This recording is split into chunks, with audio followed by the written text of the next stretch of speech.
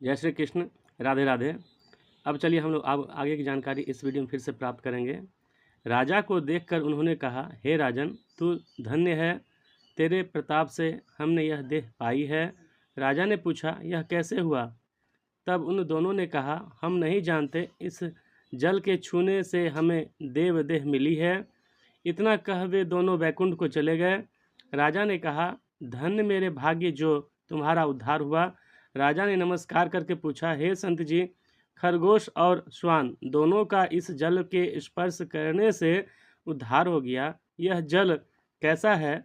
उस संत ने कहा, राजन, मेरे गुरु यहाँ रहते थे, नित्य स्नान कर गीता के 14वें अध्याय का पाठ किया करते थे। मैं भी यहाँ स्नान करके गीता का पाठ करता हूँ। राजा ने कहा, धन्य हो संत जी, आपके प्रताप से ऐसी योनियों का उद्धार हुआ है। मेरे भी धन्य भाग्य हैं जो आपका दर्शन हुआ है। संत ने कहा, तुम कहाँ के राजा हो? उसने कहा, मैं संगल द्वीप का राजा हूँ। हे संत जी, मुझको इनकी पिछली कथा सुनाओ। संत ने कहा, हे राजन, यह खरगोश पिछले जन्म में ब्राह्मण था। यह अपने जन्म में भ्रष्ट हुआ था। यह कुतिया इसकी स्त्री थी। इसने स्त्री को बहुत खिंचाया।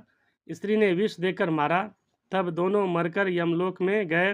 तब धर्मराज ने हुक्म दिया कि उसको खरगोश का जन्म दो, इसको कुत्ते का जन्म दो। तब इन दोनों ने पुकारा कि महाराज, हमारा उद्धार कब होगा?